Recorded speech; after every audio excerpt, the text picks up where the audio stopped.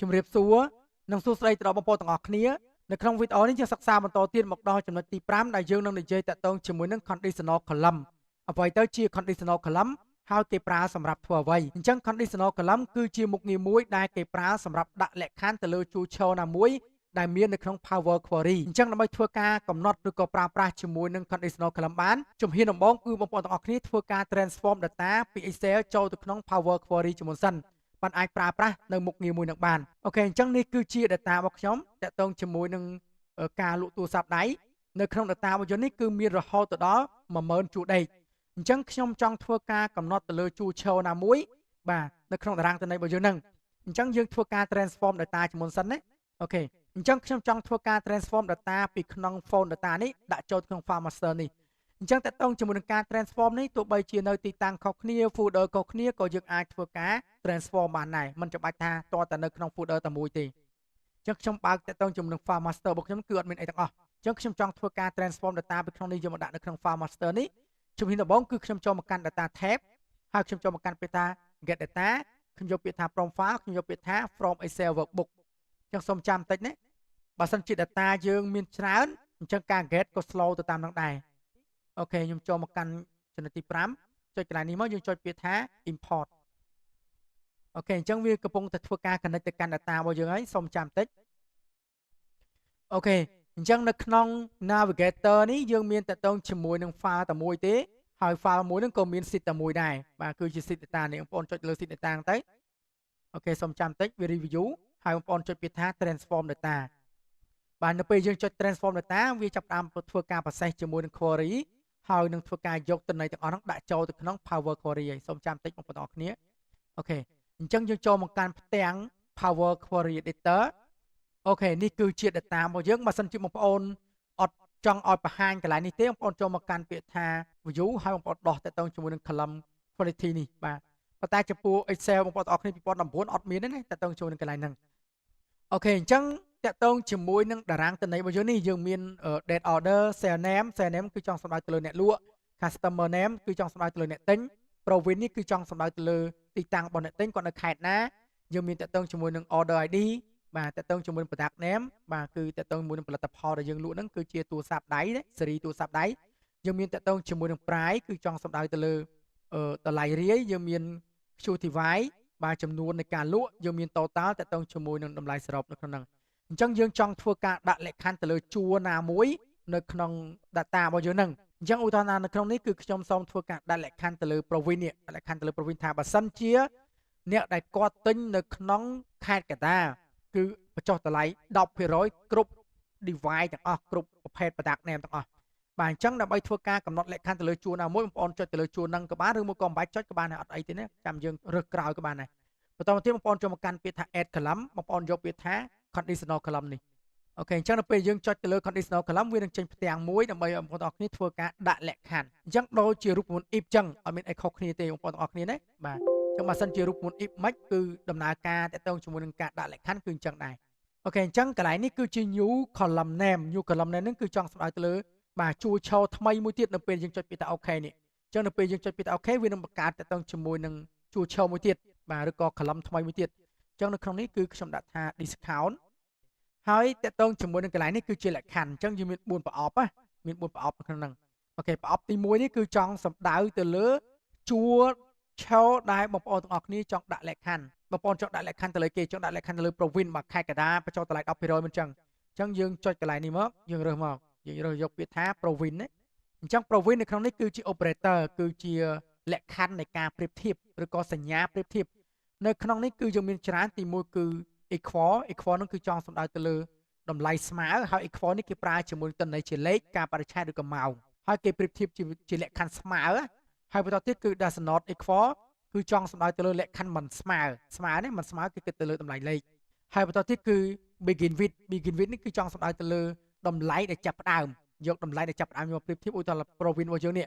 យើងចាប់ផ្ដើមដល់អក្សរ A ទៅចាប់ផ្ដើមដល់អក្សរ S អក្សរ P ឬក៏អក្សរ K ឲ្យចេញអីចឹងទៅណា does not begin with មានន័យថាអត់គិតតម្លៃស្មើដែលយើងកំណត់ទេនិយាយទៅវាផ្ទុយពី begin with នេះវាផ្ទុយគ្នាណាមួយគិតពីតម្លៃចាប់ផ្ដើមមួយទៀតមិនគិតពីតម្លៃចាប់ផ្ដើមដែលយើងធ្វើការវិបញ្ចូលកន្លែង value នេះហើយបន្តទៀតគឺ end with ហ្នឹងគឺចង់ស្អោយទៅលើតម្លៃបញ្ចប់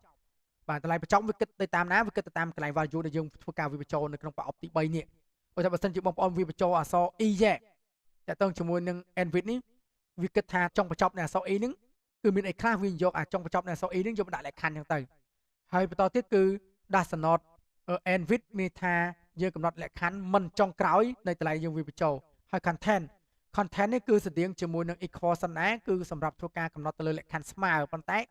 equation គេប្រើជាមួយនឹងតម្លៃតន័យជាលេខជាម៉ោងជាការបរិច្ឆេទប៉ុន្តែ content នេះគេប្រើជាមួយនឹងអក្សរឬក៏ text ហើយនេះគឺចុងក្រោយគេគឺតកតងជាមួយនឹង Dashnode content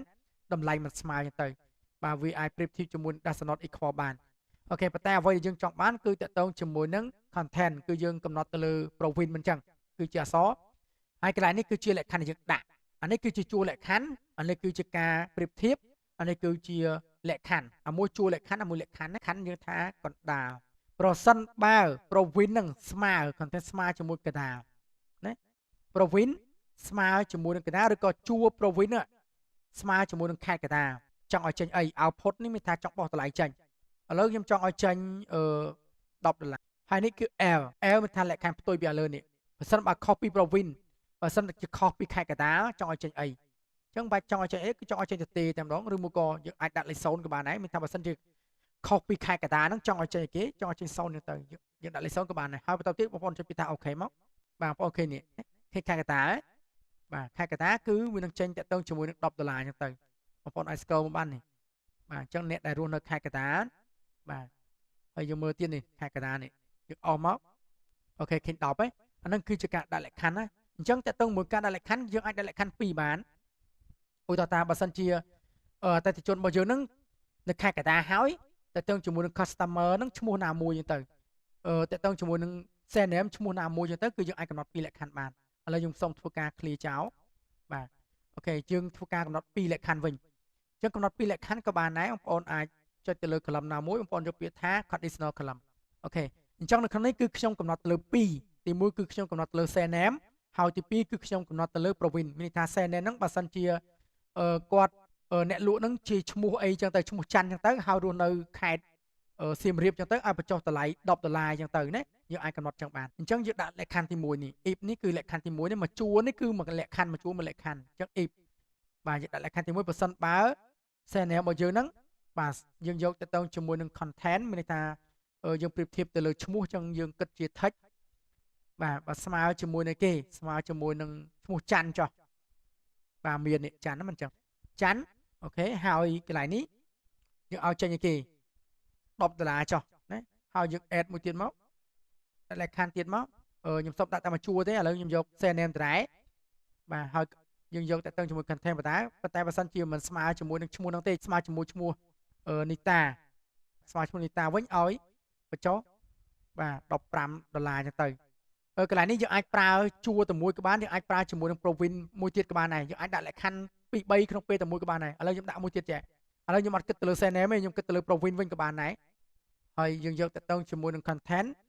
បាទយើងអាចដាក់មកបើសិនជាគាត់នៅគេនៅខេត្តស្វាយរៀងចុះបញ្ចុះតម្លៃប៉ុន្មាន$20អញ្ចឹងទៅយើងអាចដាក់លក្ខខណ្ឌប្រមាណក៏បានដែរហើយ L នេះគឺស្មើជាមួយនឹង0មានថាខុសពីហ្នឹងអញ្ចឹងលក្ខខណ្ឌយើងមាន3បើសិនបើ surname គាត់ឈ្មោះគេឈ្មោះច័ន្ទនេះឈ្មោះច័ន្ទគឺបញ្ចុះតម្លៃ$10អញ្ចឹងទៅបើសិនបើ surname ដដែលស្មើគេស្មើនីតាបញ្ចុះតម្លៃប៉ុន្មាន$15អញ្ចឹងទៅហើយយើងអាចដាក់លក្ខខណ្ឌឧទាហរណ៍ឥឡូវគាត់នៅគេនៅខេត្តស្វាយរៀងមិនអញ្ចឹង